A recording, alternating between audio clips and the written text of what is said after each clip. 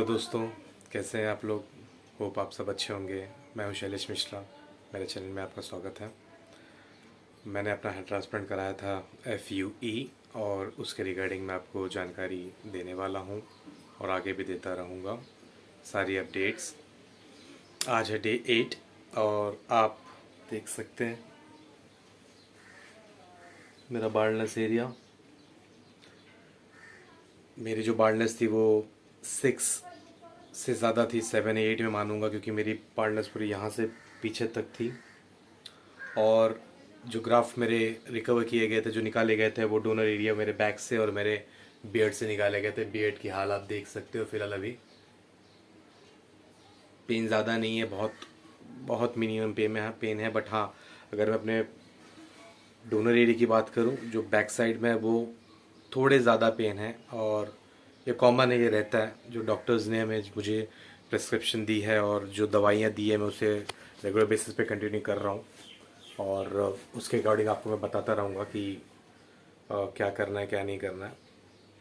आपको pain killer मिल जाता है डॉक्टर्स से। और एक ट्यूब है जो मैं अप्लाई कर रहा हूँ अपने बैक साइड एरिया में, दिन में 2 बार। अब तो डे 8 है आज, तो मैं ऑयल भी 1 2 बार अप्लाई कर चुका हूँ अभी तक। मैंने अभी तक हेड वॉश नहीं किया। हेड वॉश मैं 9 या 10th डे में करूँगा। फ़िलहाल अभी सिर्फ और सिर्फ मैं सलाइन वाटर स्प्रिंकल कर रहा हूँ अपने बालों में। और नहा भी रहा हूँ तो मैं गले के नीचे से नहा रहा हूँ, मुंह धो ले रहा हूँ, बट नहाना मुझे गले के नीचे से पड़ रहा है। अभी सर पे पानी मैंने नहीं गिराया है। जब तक मैं अपना फर्स्ट हेड वॉश नहीं करूँगा तब तक मैं सर से पानी नहीं गिराऊंगा। और मैं आपको जब मैं फर्स्ट हेड वॉश करूँगा तो आपको बताऊंगा मैं कि हेड वॉश में कैसे कर रहा हूँ।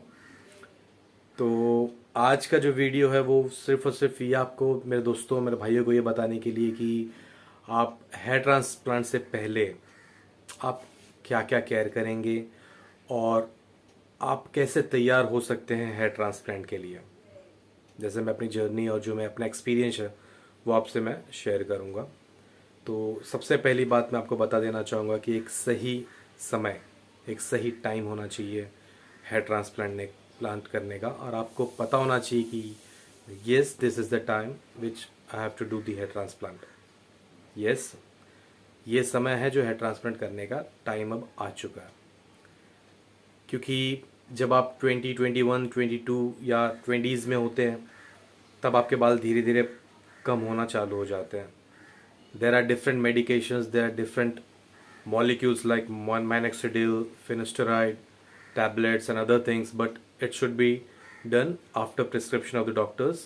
डॉक्टर प्रिस्क्राइब करे उसके बाद ही आप माइनोक्सिडिल, फिनेस्टराइड यूज़ कर सकते हो अपने एग्जिस्टिंग बाल बचाने के लिए, जब आपके बाल झड़ने चालू हो जाते हैं तब।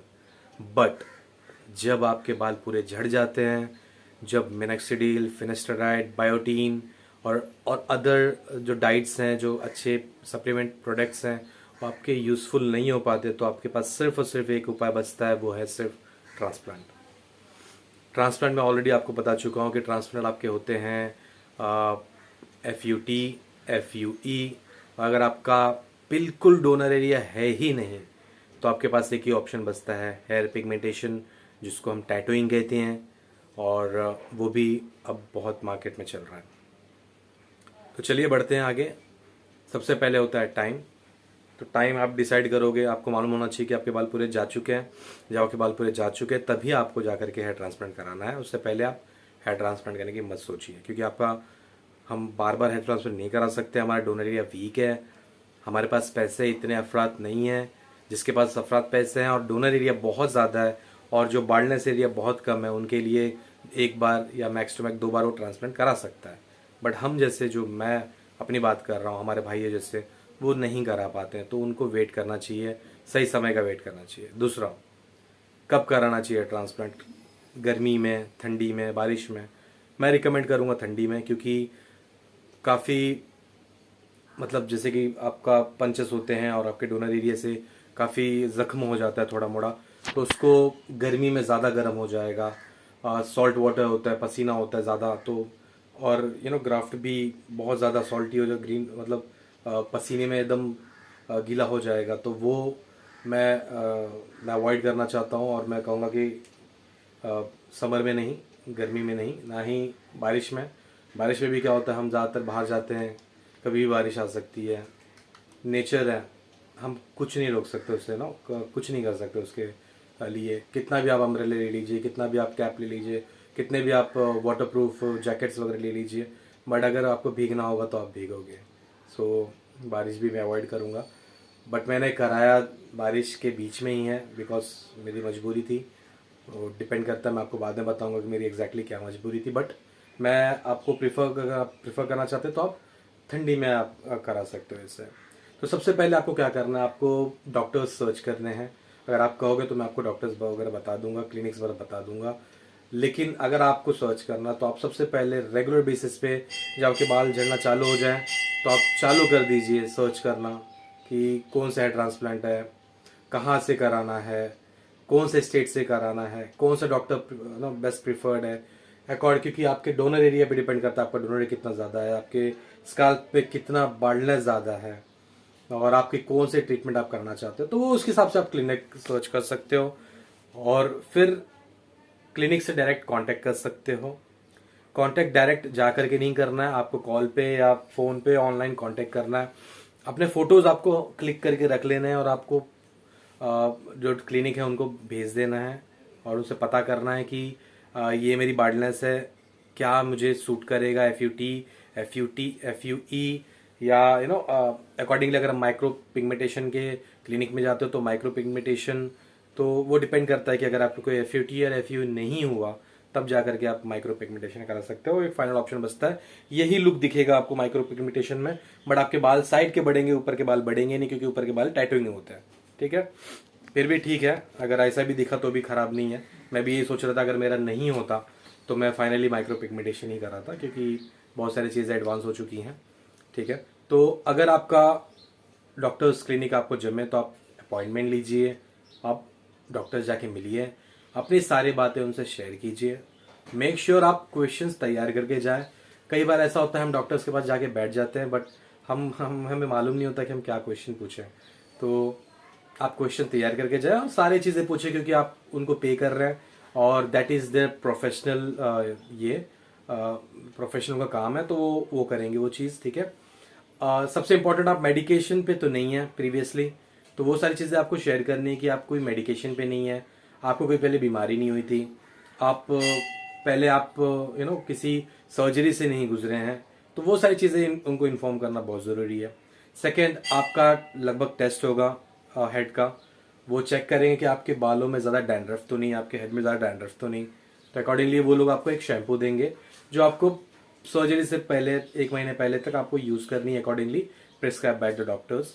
सेकेंड, जब आप यूज़ कर लेंगे उसके बाद आपकी आती है टेस्ट जो होते हैं, जो HIV टेस्ट होती है, मतलब HIV पॉजिटिव नेगेटिव, और आपके ब्लड क्लॉट कितने हैं, मतलब अगर आपके होल किए जाए बालों में तो एक टाइम पे कितने बाल मतलब गिरेंगे, खून ब्लड गिरेगा, कितना ब्लड नहीं गिरेगा, कितने जल्दी वो ब्लड रुकेगा, वो सारी चीज़ें वो टेस्ट वो डॉक्टर्स प्रीफर करते हैं। उसके बाद ही कोई भी डॉक्टर उन टेस्ट के बाद ही वो जा करके डिसाइड करता है कि आपका हेयर ट्रांसप्लांट कराना है कि नहीं कराना है, जैसे कि आपका शुगर बढ़ गया है, आपकी BP ज़्यादा है कि नहीं है, वो सारी चीज़ें। ये सारी चीज़ें अगर सब बढ़िया हो जाती है तो एटलीस्ट 1 वीक का आपको छुट्टी चाहिए। ट्रस्ट में बिना छुट्टी के नहीं हो पाएगा। आप सोचते होगे आप कर लोगे, अगर बहुत ज़्यादा मजबूरी होगी तो शायद आप कर सकते हो, बट आपका हेडेक, आपका दर्द, आपकी दवाएं, आपकी आप जो स्प्रिंकल वाटर वगैरह करोगे, जो आफ्टर सर्जरी आपकी जो केयर है वो ठीक से नहीं कर पाओगे। तो मेक श्योर कि आप 1 वीक की एटलीस्ट आप एडवांस में छुट्टी ले लीजिए। एक्सरसाइज आप कर सकते हो, बट एक पोस्ट सर्जरी आप एडवाइस है कि आप एक्सरसाइज ना करें। At least 30 days, 35 days, 40 days heavy workout, हल्का फुल्का चलना फिरना तो तब चल सकता है। ठीक है, ट्रांसप्लांट अगर आपको दूसरे एरिया में करानी है तो आपको टिकट्स वगैरह उसकी अकॉर्डिंगली बुक करनी होगी, और दूसरे स्टेट में करा रहे तो होटल्स वगैरह आपको अकॉर्डिंगली बुक करना होगा। आपको होटल से मतलब घर से निकलने से लेकर के मतलब होटल जाने तक, फिर ट्रैवलिंग, फिर वहाँ से क्लिनिक तक, क्लिनिक से फिर घर तक आने तक, आपको सारे ख्याल आपको पहले ही प्री सोच लेना है कि कैसे क्या करना है। ठीक है, और जैसे मैंने पहले भी कह चुका हूँ कि आपका अल्कोहल 15 डेज पहले ही अल्कोहल बैन करना है, आपको कॉफ़ी बंद कर देनी है, आपको स्मोकिंग बंद कर देनी है, ज़्यादा आपको स्लीप लेना है।